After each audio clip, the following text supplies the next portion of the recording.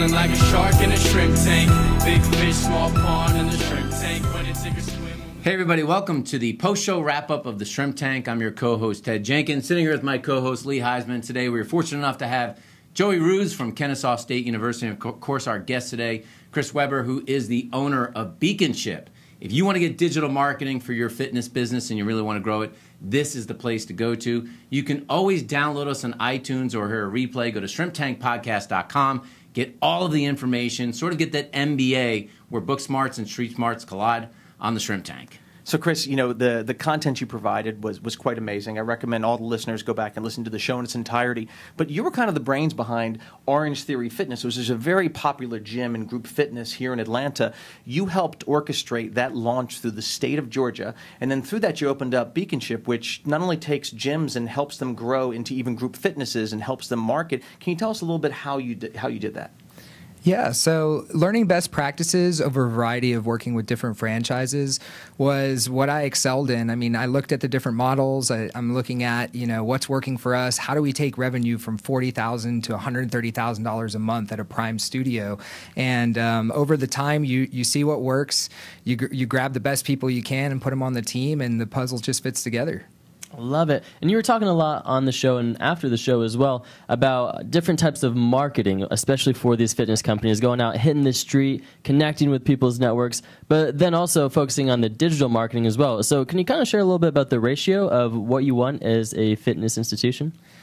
Yes, so what I've realized is about 45% of all leads are coming from your digital efforts, and 55% are hitting in the actual street team or guerrilla marketing space.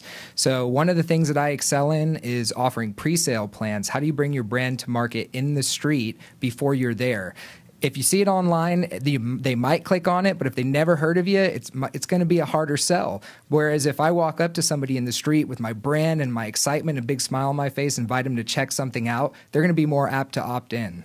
You know, most people that are out there, they just have giant bloated egos. And the thing is that they want to put their name in the brand of the company. We see it all the time in our business, that I want to be, you know, Jones Financial or whatever it may be. When people are branding a fitness company, is it a good idea to put their name in the brand, or is it a good idea not to put their name in the brand? I'm always saying no name in brand. And why is that? Why? Because I think a lot of people do want to put their name in the brand. They're like, it's my company. I'm in charge of it. I should have my name on it. Why is that a bad idea? Unless they know you, I don't believe it's as relatable, number one. And number two, bringing a brand to market. What if you have 8 different locations in 8 different states and you got to compete with another Johnson somewhere?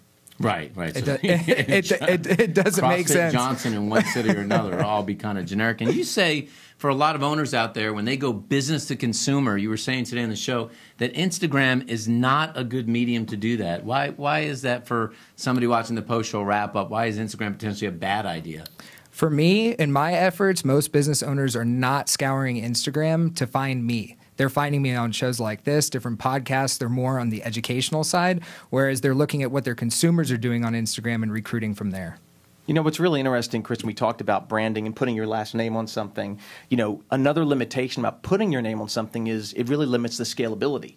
Because when someone's coming to Johnson Fitness, then they're going to want Mr. Johnson to train them. And anybody but Mr. or Mrs. Johnson, they're going to be very unhappy. So there's another reason. If you're looking to scale and grow your business with staff or employees, it limits your ability to do so as well. And we teach that a lot at the Entrepreneurship Center. And I think for those watching, and then we want to hear more about your business, everyone wants to know, why are burpees so bad? Why, of all exercises, of all of them, burpees seem to be the worst? Why is that? You use your whole darn body. And if you got a full belly, you're going to be burping. So those are the 2 big obstacles. Well, for those folks watching the post-show wrap-up of the Shrimp Tank and they want to learn more about you, your business, potentially hire you to be their branding coach or their digital marketer, how can they get in touch with you and learn more about your company? Beakinship.com and Beakinship on Facebook. Go ahead and sign up for a free assessment. We'll be happy to take care of you.